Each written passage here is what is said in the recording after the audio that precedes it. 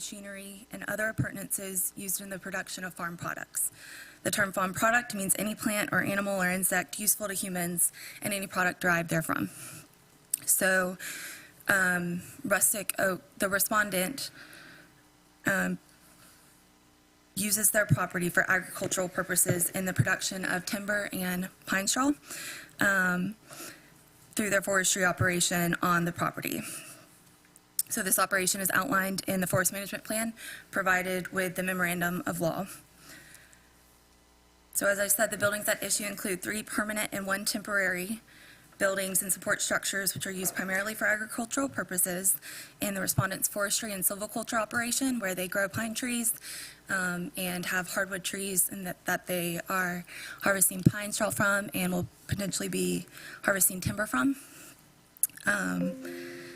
And they are also used for agritourism activities on the property. So agritourism activities are included in the Right to Farm Act's definition of farm operation in Section 823.14D of the Florida statutes. So they're also, these structures are located on land that is an integral part of the farm operation, which, as defined by the Right to Farm Act, includes all conditions or activities by an owner that occur on a farm in connection with the production of farm products or in connection with complementary agritourism activities. So these conditions and activities include, but are not limited to, operation of machinery, agritourism activities, and the employment and use of labor, as specifically applied to this property. So the respondent employs labor in maintaining their silviculture operation. They participate in agricultural activities as encouraged by the legislature to occur on farm operations such as the respondents. And their use of the property is for bona fide agricultural purposes. And to note, the legislature's inclusion of agritourism activities in the definition of farm operation means that once agritourism activities occur on land that is used for a good faith, bona fide agricultural purpose and use of that land, then the agritourism activities become part of the farm operation.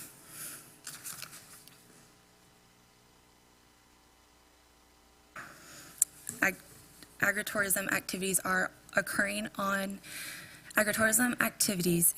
that occur on farms and land that is used for bona fide agricultural purposes and in non-residential farm buildings are also preempted from local government regulation under the Florida statutes. The legislature actually intended to promote agritourism, which specifically includes civic and ceremonial activities that in the House Bill analysis for the amendment to that statute specifically includes weddings and charitable fundraisers. And these are some examples of the events that happen on that property.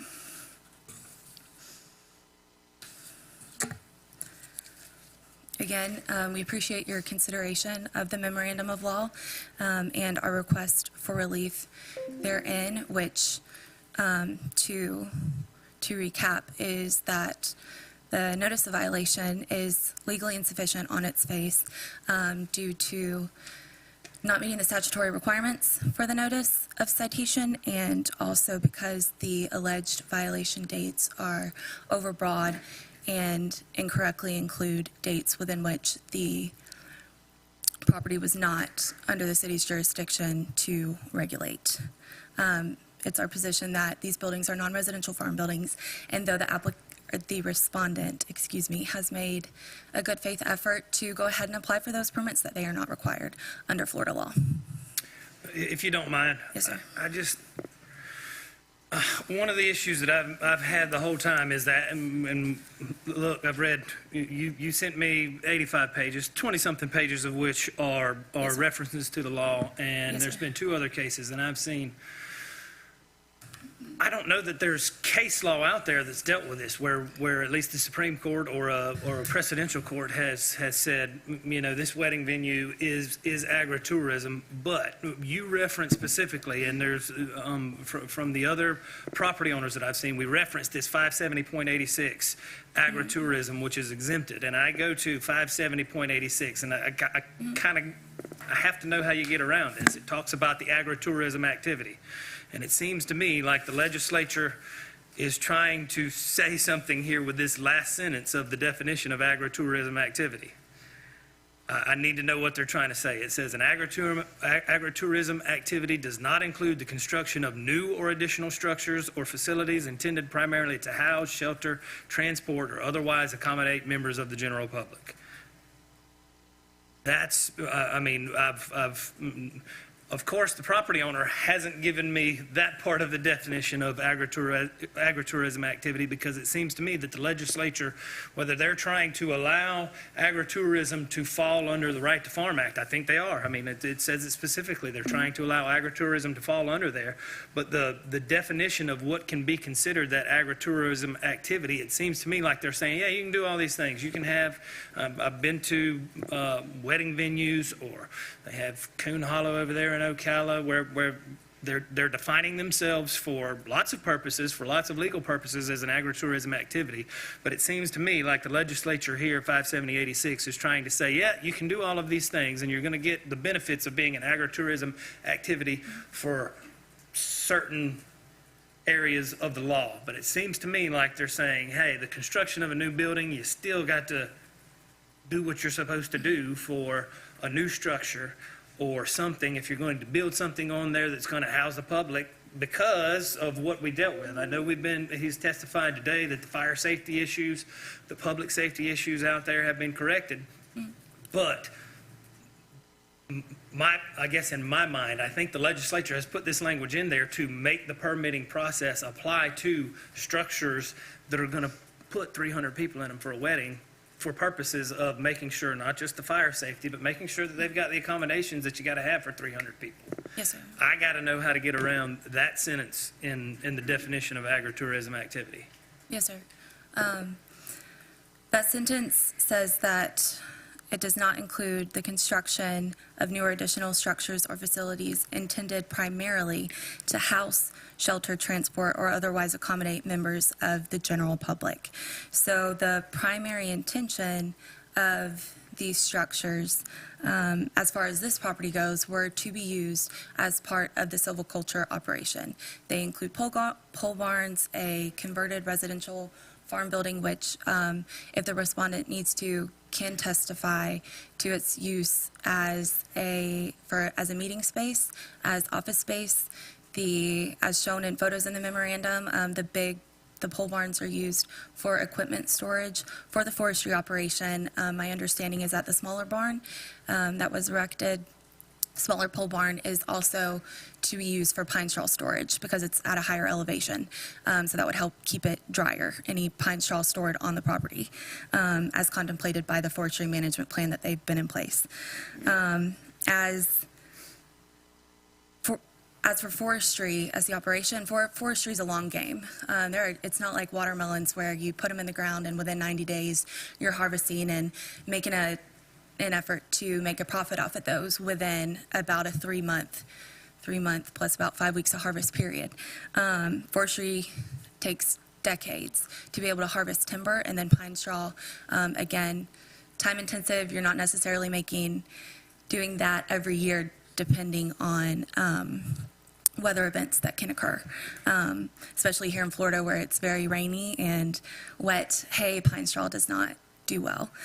So the legislature intended to allow agritourism activities specifically to help farms be able to have additional streams of income while they're trying to make it in an enhanced regulatory arena. As for farming, you used to didn't need lawyers to farm, but that's where, as a state, we're going to. So the legislature, in seeing this happening, enacted the agritourism statute. And while 570.86 does provide that an agritourism activity does not include construction of new or additional structures or facilities intended primarily to accommodate the general public. These structures were not intended primarily to do that. They were intended primarily to support the forestry and silviculture operations on the property, and then are also used as agritourism as allowed by the statute. And the legislature covered this in the next section, 57087, where they state that in order to promote and perpetuate agriculture throughout the state, farm operations are encouraged to engage in agritourism.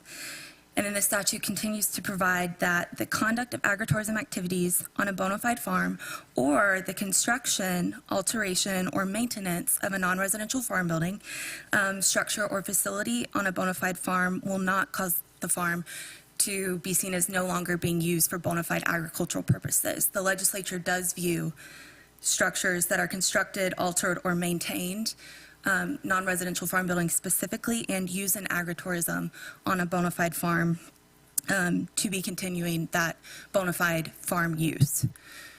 So our position is that is covered in 57087. And since these are non-residential farm buildings constructed with the primary intent, as confirmed by the property appraiser in their agricultural classification of this property, that these fall under 57087, and the legislature's intention to allow for construction, alteration, and maintenance of non-residential farm buildings used for agricultural purposes. Okay.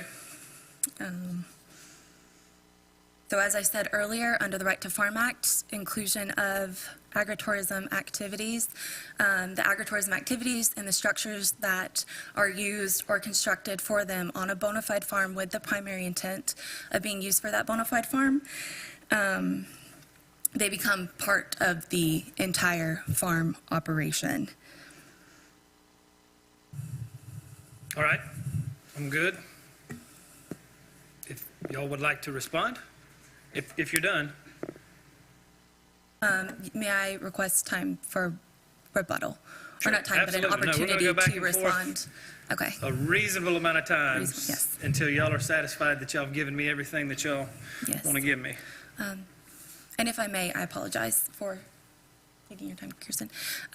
Submitting the memorandum of law was done under Appendix B, Section 13.5, I believe, which says that a special magistrate may continue the hearing and evidence may be submitted up until the final decision is made. So with not having the minutes stating specifically Sure. what had occurred procedurally, that's what the I'm not memorandum going to of ignore the law- memorandum of law, I promise you. Yes, sir. I mean, and again, I saw it this morning. It came Yes, in sir. yesterday, and I saw it this morning when I got to the office early, and I didn't read it word for word. Yes, sir.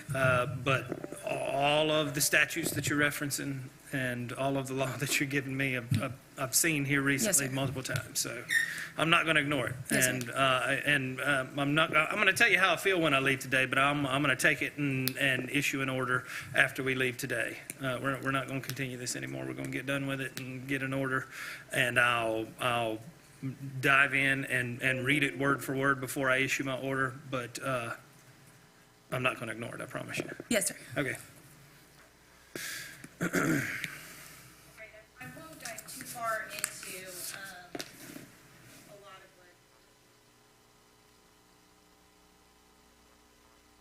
Right. maybe more than a couple. One of the items, the very first item,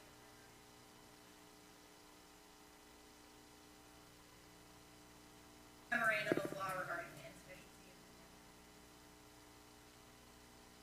of the insufficiency of the notice was sufficient under Florida statute, did provide, are any insufficiencies in the notice. Prior to the hearing was represented by. We dealt with notice, and I'm not saying anything about your argument. We deal with every one of these cases that comes before us. That's the first thing I deal with, and I ask about, hey, has anybody got any issues with the notice that was sent? So I don't think that's going to be an issue. Yes, I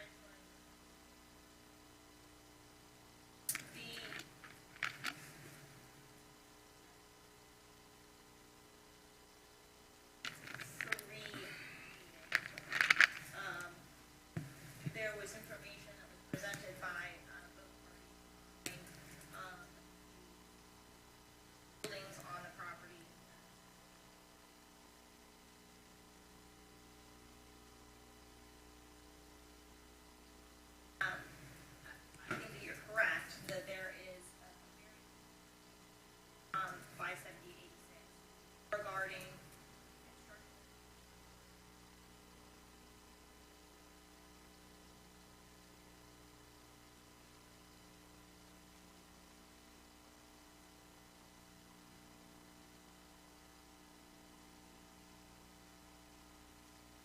responded yesterday on page 78 of the memorandum of law.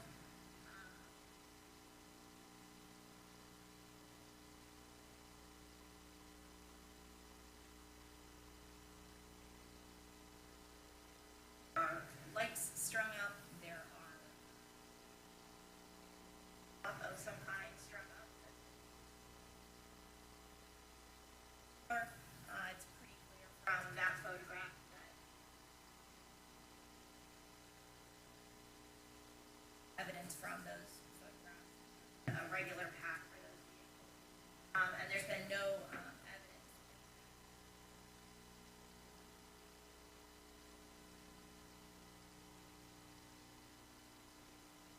Argument made by respondent was that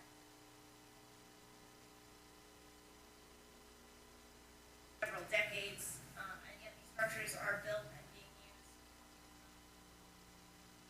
all for agriculture at this point. Being given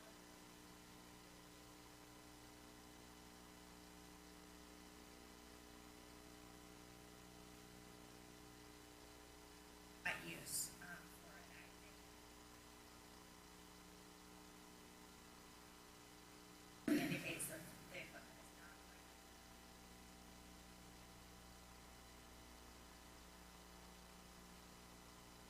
I just want to point out.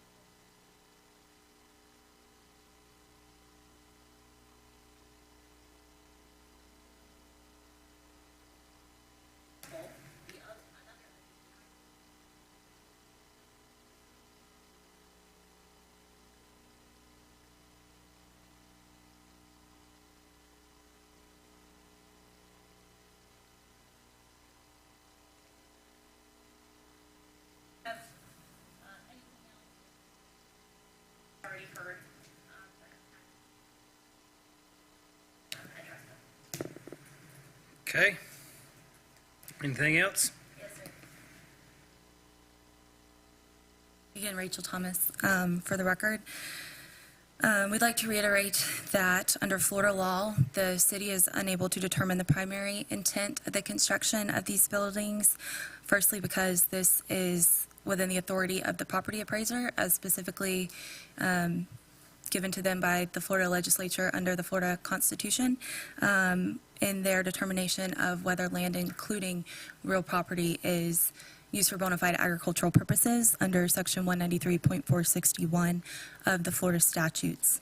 And do you mind if I interrupt you for just a second? Because when you were going through that before, I wrote down a question that I wanted Okay. to, let me get back to it. Where do you have it here? Yes, sir.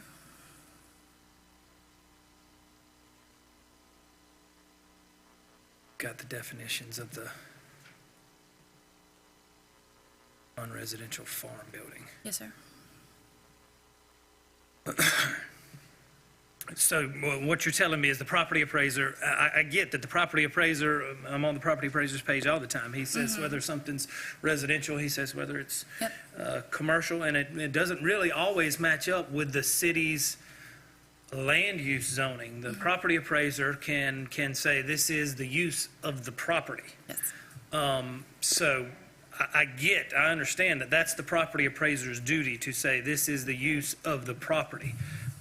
You got to help me make this connection between he's saying that this is the use of the property under one column on the property appraiser's page. I see agricultural. Yeah, that means Yes, that somebody on their 10-acre piece of land has thrown the commensurate amount of horses out there in the pasture for their residents to be considered agricultural property. I get that, and I'm all about that. I'm all about that person getting the agricultural status for tax purposes. Yes, sir. But here in your definition, when we're talking about non-farm residential buildings, Yes. I think we're running into the same thing as we are in the agritourism definition. It says a non-residential farm building is any temporary or permanent building or support structure that is classified as a non-residential farm building under 553. 553, you're telling me, is the Florida Building Code. the Florida Building Code, Yes, sir. and then it says, or this non-residential farm building, or that is used primarily for agricultural purposes, Yes, sir. is located on land that is an integral part of the farm operation or is classified as agricultural land under 193. That's where it comes back in. Yes, sir. For you to say that the property appraiser, that's the property appraiser's portion, that 193, correct? Yes, sir. Okay. Structure that is classified as a non-residential farm building or that is used primarily for agricultural purposes is located on land that is an integral part of a farm operation or is classified as agricultural land under 193-461. So they're saying non-residential farm building is one that is classified that way under 553 by the building code, or that is one of those, Other options. I don't want to say one of those other three things. Well, it could be both or all of the above. I think it has to be, the way that the sentence is structured, it has to be used primarily for agricultural purposes, Yes, sir. is located on land that is an integral part of a farm operation, or is classified as agricultural land under 193-461. Okay. I think I've wrapped my head around that one. Yes, sir. They're all, Anything else? I Yes. didn't know whether he wanted to. if I may. So talking about primary and secondary use, like this year, we have 22 events on our schedule. Those are two-day events. So primary is, we got 365 days a year. I got, 44 days this year that are being used for events. The rest of the time, I've got tractors, they made a comment that, we stage our equipment. My equipment's been in that barn since day one. We do keep our barn very clean because we do host events, right? So we have mats that go under these tractors to keep from oil leaks. They get rolled up every Thursday. My equipment moves out if we have an event.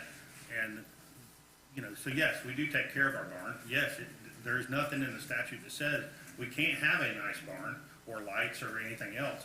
I mean, the intent of this was for operations, small farmer operations like myself, that to offset cost when we're waiting for this long-term return on the forestry product. I got it. I got the intent of that. I'm with you. Look, my family's a bunch of farmers. I get it. I just, there's a balance here between, yes, farmers need some supplemental income. I get it. I completely understand it. You don't have to convince me of that, but there's a balance here between that and also making sure that 300 people that are sitting under your barn or using your bathrooms or using the groom house have a properly built structure. So there's a balance in between that. About 250 people. Okay. I mean, it's not a No, I large get it. facility, so we're not over 300. And, we intentionally, the fire code, if you're over 300, we have to go to sprinklers and all these other things. So I'm familiar with that. But, Got it. So,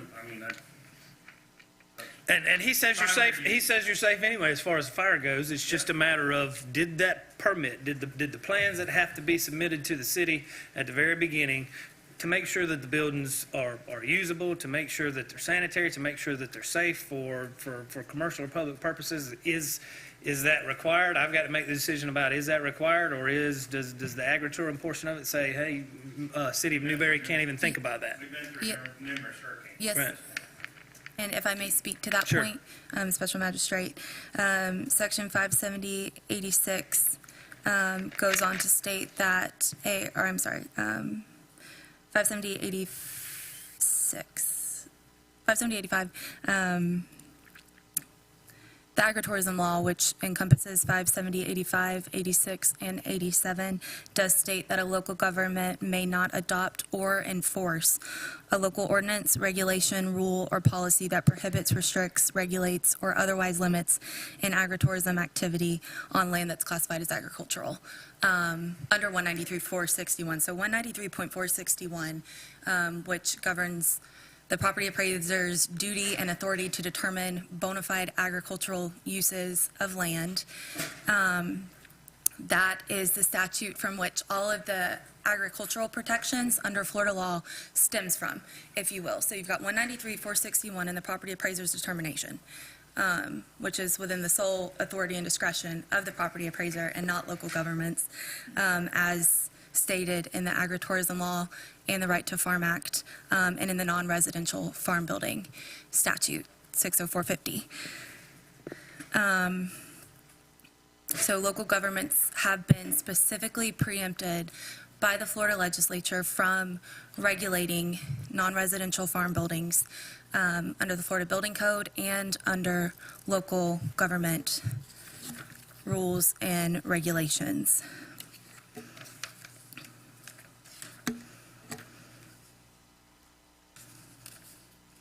So the legislature has clearly preempted authority of regulation of this and also exempted these structures, non-residential farm buildings, which we've established are governed by the primary intent, which the respondent has testified to as being in support of the forestry operation, with also the use of agritourism activities as is encouraged and protected by the Florida legislature.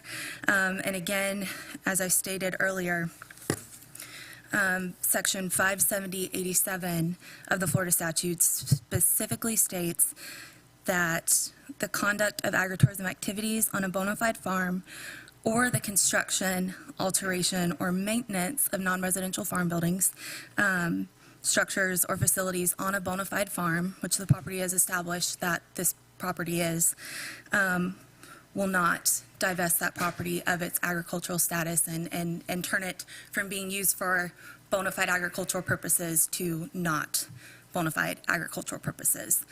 So this is where the legislature provides that protection for these structures that can be constructed or altered as the former residential structure on that property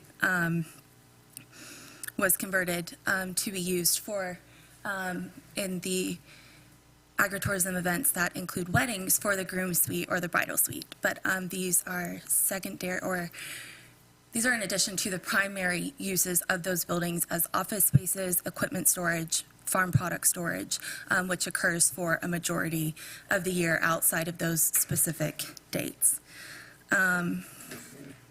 Would also like to reiterate that under Florida law, the city cannot, even though the property's been annexed, and then at the time that the comp plan is amended and that amended comp plan is adopted, which the date for that was February 12th, 2018, then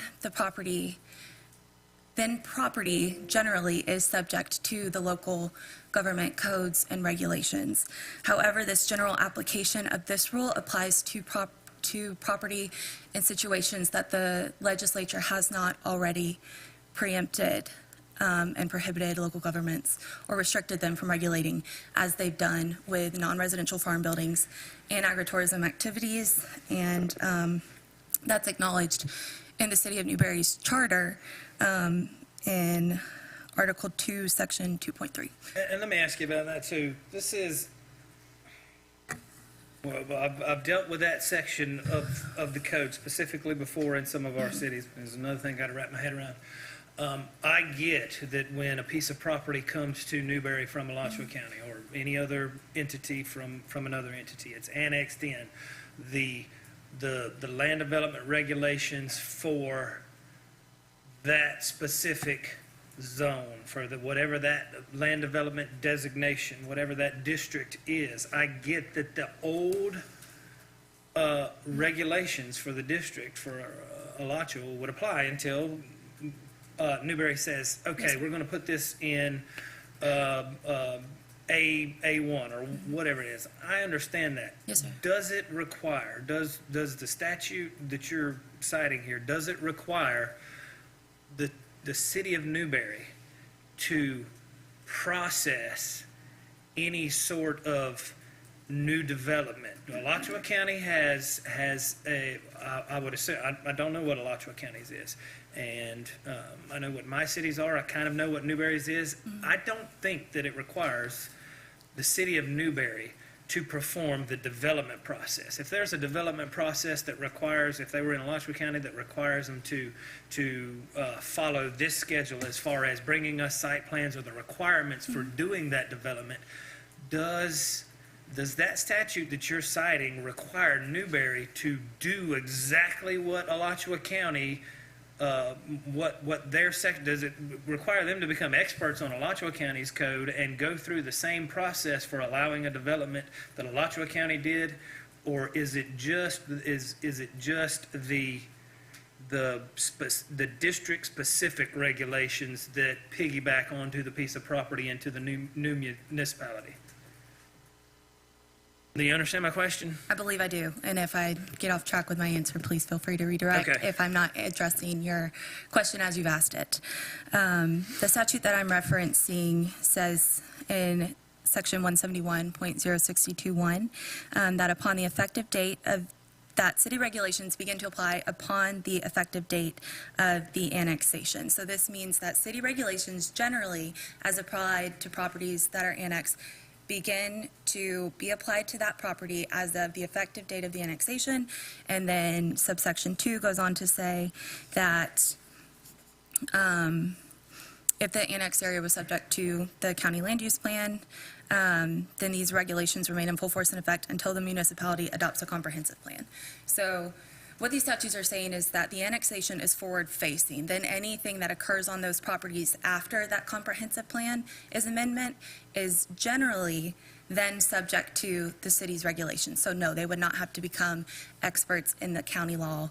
However, this does mean that lawfully constructed properties, either under county regulations or in the instance of non-residential farm buildings, which the state has preempted local government regulation of, that can't change, and the city is not allowed to, as occurred here, go back and reach into that time period of 2016 to February 12th, 2018, and cite a property owner for a violation for structures built without a permit when they were not required to do so at the time that they were constructed.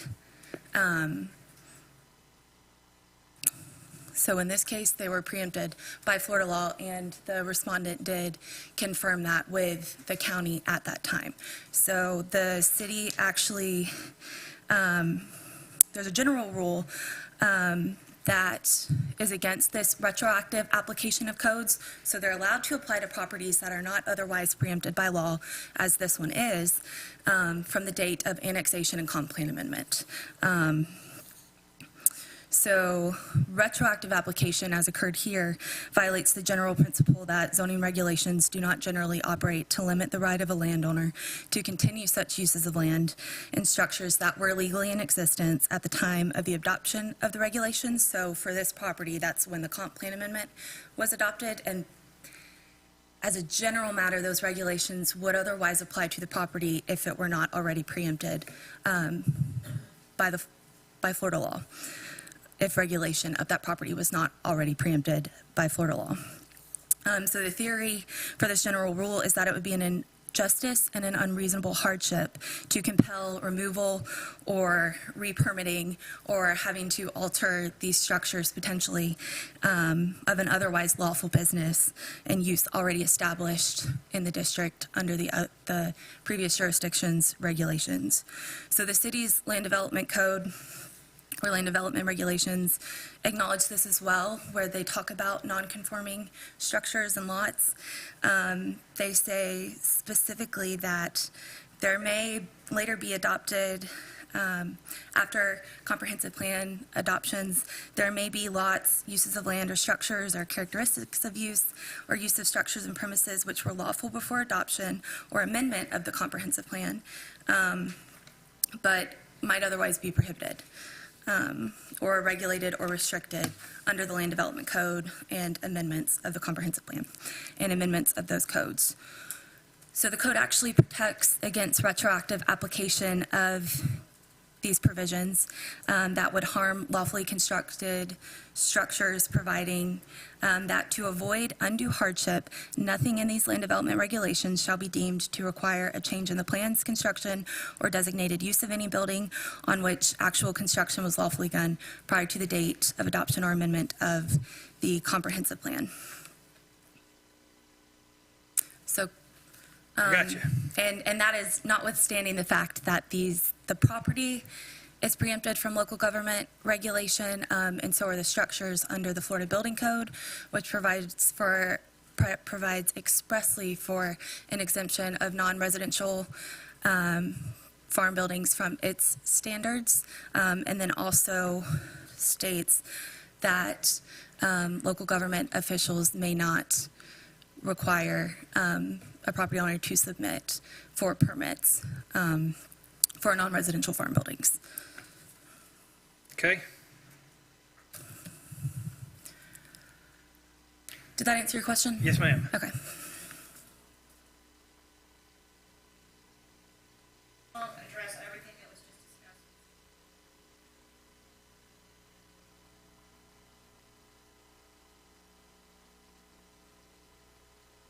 Okay? So specifically,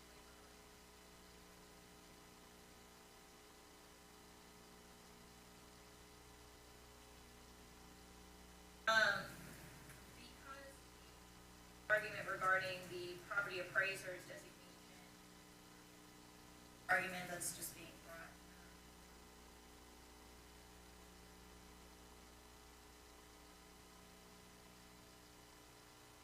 Look at the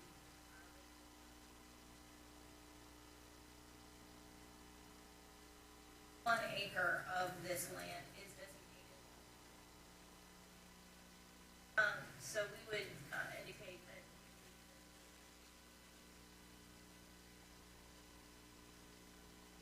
placed upon and that it is dispositive. The respondent's position is that it's dispositive.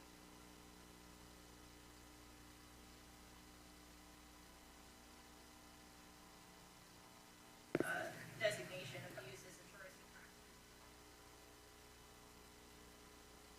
Positive that I agree with the position.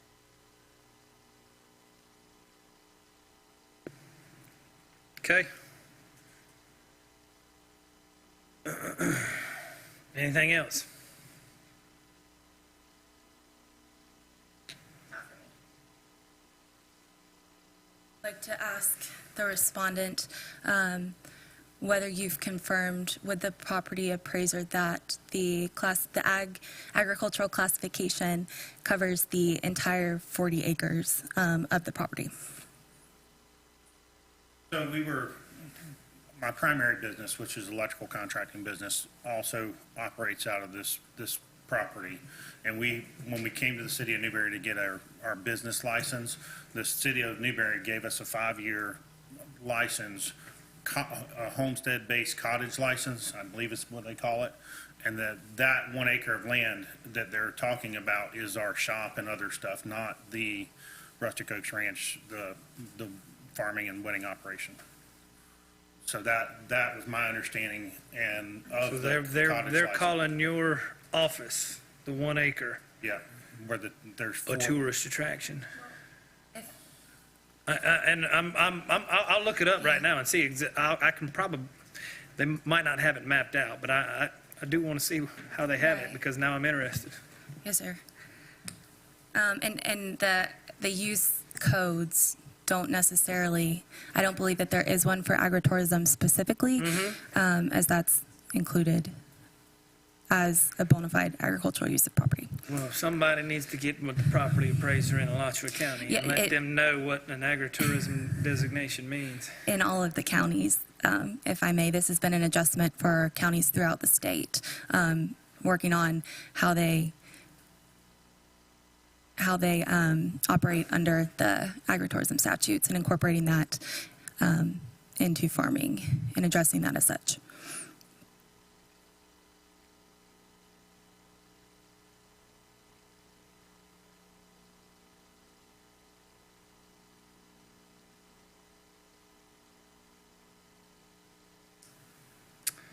Not sure that Aisha Solomon is concerned with whether a piece of property is designated agritourism or not.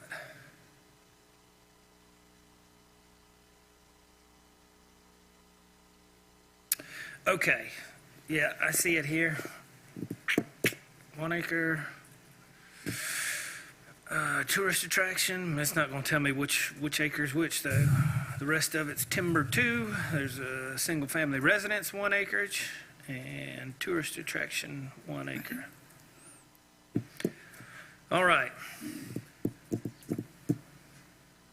So, here's what I've got. I've got the evidence I've got. I do, so I might break my own rule here, and we might rehash one certain part of what we've talked about so far.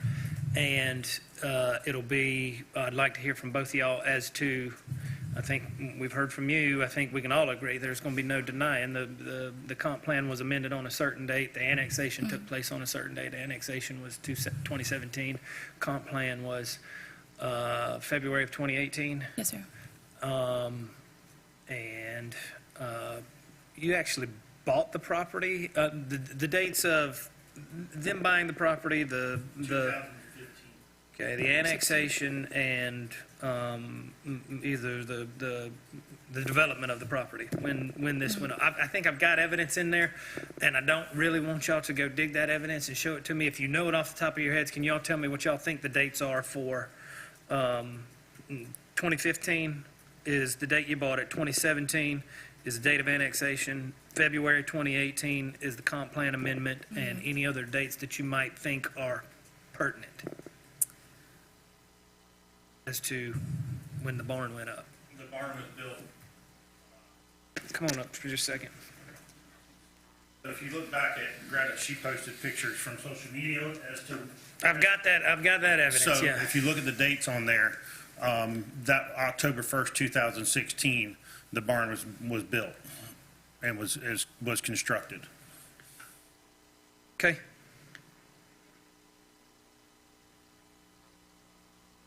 Point out that there are several buildings that we're talking about, so while that barn, I think that we've got information. In addition, I'm not.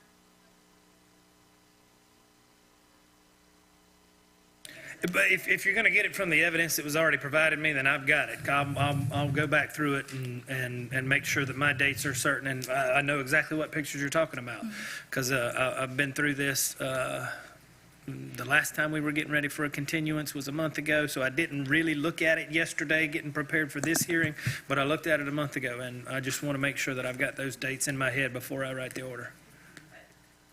Yes, and the other thing that I would like to point out is that I believe that the evidence that we've looked at just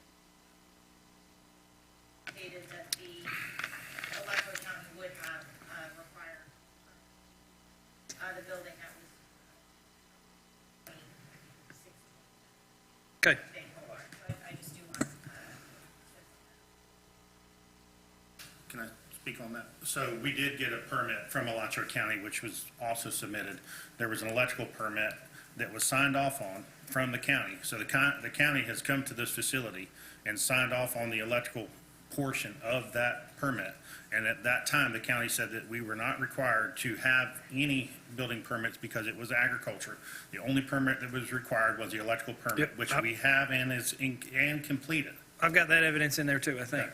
Okay. And then our position is further that regardless of the annexation or which jurisdiction the property is located within, when non-residential farm buildings are constructed or altered, that those are preempted under Florida law from local government regulation regardless. So the annexation doesn't trigger the city's having an ability to go back and try to determine the primary intent and the agricultural purposes of these structures because that is vested in the property appraiser and not, excuse me, the city. Got it. Anybody else? All right, so we're not, yes, I am going to issue an order. We're not going to have another hearing. I'm not going to take anything else from anybody, no more submittals. And that was probably more my fault the last time when we let it go on. We probably should have issued an order coming out of that hearing. I think I was kind of thinking you had an architect set up and we were going to settle these things, but I got it. I'm pretty sure we're not getting an architect unless we have to. We're not getting the plans to submit for a permit unless we have to. And you guys are requiring a permit or asking me to require the permit. So I kind of know where both parties stand on that. I did get an architect. I do have drawings that I have submitted to the city. Uh-huh. The city is still yet to do a plan review. Based on that information that I've sent. So there's no You submitted this before our first hearing? back back in, with an application. yes. I can address that. So he did start, Mr. Powell did start an application process. Right. He did forward the plans, architect over to the building official at the time. But there were more things he needed Got it. to handle, and he failed to do so. And a few months ago, I don't have it on documentation in front of me, he received an email from the permit tech at the time addressing the fact that his permit had expired because it had not been completed, asking him to go back in to reinstate it, and it was not reinstated. Okay. And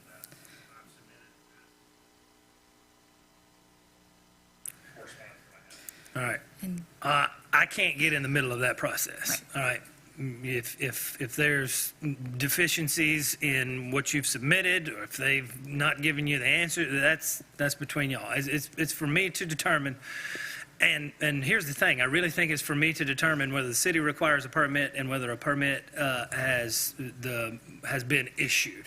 Now, if they're not issuing you a legally due permit, I don't think that's. I don't think I can solve that problem. There's ways to solve that problem, and Ms. Thomas is probably going to tell you all the ways to solve that problem, but I don't solve that problem here. There's only, I'm limited here in my scope. It's really, this is the city's code. If it's blatantly unconstitutional, if they try and enforce something that they absolutely cannot, I'm going to say they can't do it. But my role here is pretty much to say, this is the city's code. It hasn't been followed. The places for those, and I don't want to, and I know we've talked about it a lot, and I don't want to downplay the constitutionality of their code in the first place. That's a good question, but I really just don't know, and I said this the last time, I don't know that this is the place to hash that out. I think there's a place to hash that out, but I just don't know that it's in front of the code enforcement unless they're trying to enforce, discrimination or something like that. If they try to do something blatant like that, I could probably say, no, we're not doing that here. But when there's issues like this, there's places to do that. And usually in front of the code enforcement officer is not that place. The code enforcement magistrate is usually here to say, this is their code. It's not been followed. And again, I don't want to discourage you, but the order coming from me might not be what you want, but I might not be able to give you the answer you want. The answer may have to come from a different entity than the code enforcement magistrate. So, if I may, Yep. Mr. Magistrate, our position is not that the code is unconstitutional. sure. I know you're saying that as an illustrative point, but that is not our Right. position. Ours is that the code has been misapplied to this property because it's an agricultural property. They're making bona fide agricultural use of the land, and these structures under the law are non-residential farm buildings that are exempt from not only the Florida Building Code, but local regulation in these codes. And that has been misapplied against the property. Right. Not that the codes are wrong, but that they've been misapplied and that the city is preempted from regulating these structures and the property the way that they have. Got it. No, I'm with you. I understand. Okay, so we're not going to take any more evidence. We're not going to take any more memorandi, whatever the plural of that word is. I'll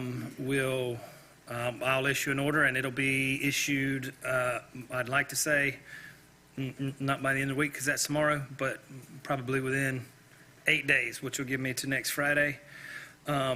And I know I've got another one hanging out there that I've got to issue an order for, and I've got time blocked away to churn these things out, so y'all will have y'all's answer, and then we'll move on from this. And again, it may be move on to the next step, but we'll know our answer from me at least. Okay? Anybody have anything else? All right, then we will stand adjourned.